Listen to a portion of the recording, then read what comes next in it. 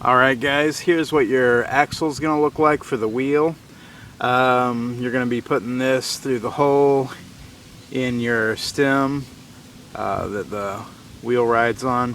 Anyways, you got your fender washer right here against the board and right here against the board, and on both sides of that is what's called a lock nut.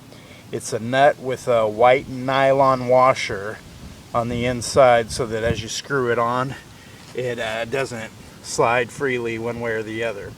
Then the only other two pieces are the washer that goes behind the wheel and the washer that goes in front of the wheel. And so the rest of this is the 1.5 inches that your wheel actually rotates on. So you've got a 3-inch bolt with 2 washers on both sides of the wheel, and then you've got a lock nut, a fender washer, and a lock nut.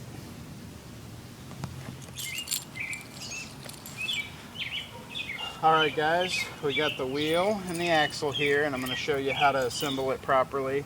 But first of all, the way that we grease all of these parts, and I should have showed you this with the spindle assembly, is we're using paraffin. So what I want you to do is from this head, for the first 1.5 inches or so, I just want you to just really rub it down with a lot of paraffin.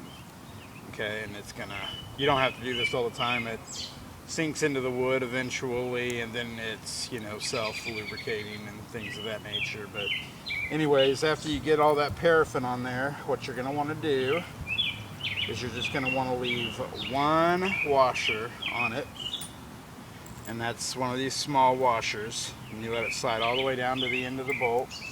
You're gonna put it through the wheel, and then as you put your other small washer on the back here, then you're going to want one of these hex nut lock nuts that once you put it on won't slide around or won't come back and stuff. Now you're actually going to put it on backwards. You're going to put it with the nylon washer side down towards the wheel, but the problem with that is you can't do that until you screw it on the right way the first time. So I'm going to go ahead and hold the front of this bolt, and then you have to drive it down far enough that it threads through that nylon washer, and that's why we're doing this, is so that it actually has a threading through there. And then once that, you know, bolt has came up past the top of the washer, you can take it off, and then you want to turn it around and drive it on backwards. So you take this off, and then you're going to want to run it down backwards, and believe me, this is going to take you forever,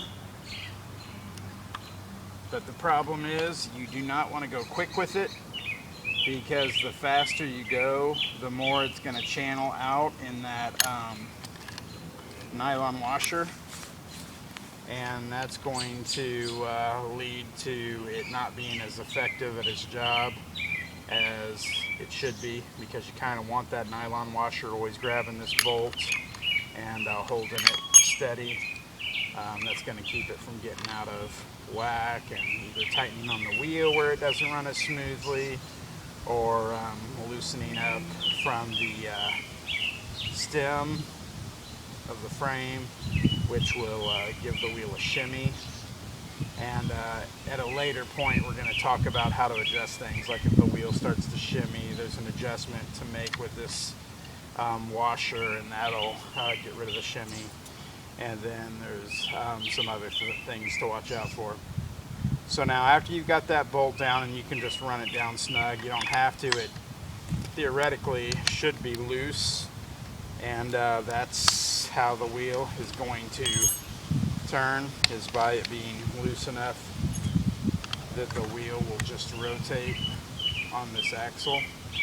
So like right now, I've got it that's kind of what you're going for there.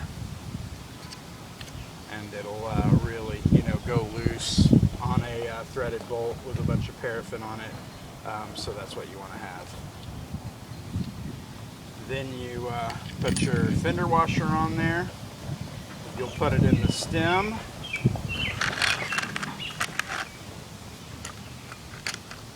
You'll put your other fender washer on here, and that's how it mounts on here. But you only want this middle nut loose enough that this runs freely, not looser, or it'll cause a shimmer in the wheel. And then you want, whatever that's at, you want to hold the bolt while you tighten down this last lock nut. And that's how you put the wheel on.